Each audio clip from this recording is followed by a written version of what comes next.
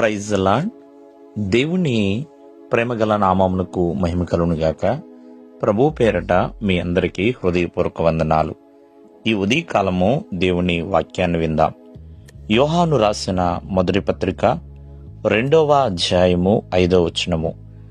ఆయన వాక్యము ఎవడు గైకొననో వానిలో దేవుని ప్రేమ నిజముగా పరిపూర్ణమాయను.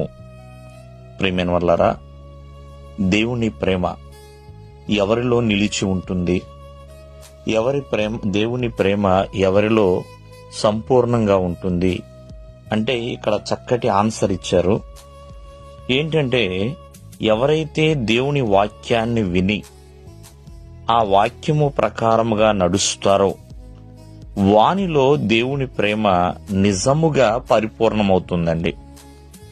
ఈ రోజున చాలా మంది లోక ప్రేమ కోసము ప్రాకులాడేవారు ఎందరో ఉన్నారు.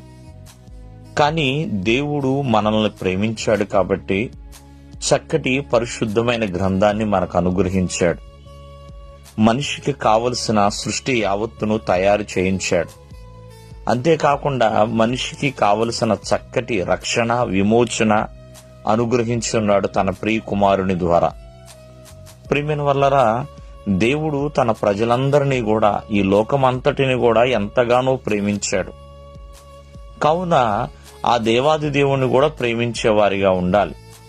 ఇక్కడ నాలో దేవుని ప్రేమ ఉంది, నాలో దేవుని ప్రేమ ఉంది అని ఎవరైతే చెప్పుకుంటున్నారో వారిలో ఆ ప్రేమ నిజముగా ఉందా లేదా, అది పరిపూర్ణంగా ఉందా లేదా అని తెలుసుకోవాలంటే మరి దేవుని వాక్యాన్ని ఎవరైతే గైకుంటున్నారో వారిలో దేవుని ప్రేమ నిలిచి ఉంటుందండి. చాలా సింపులే.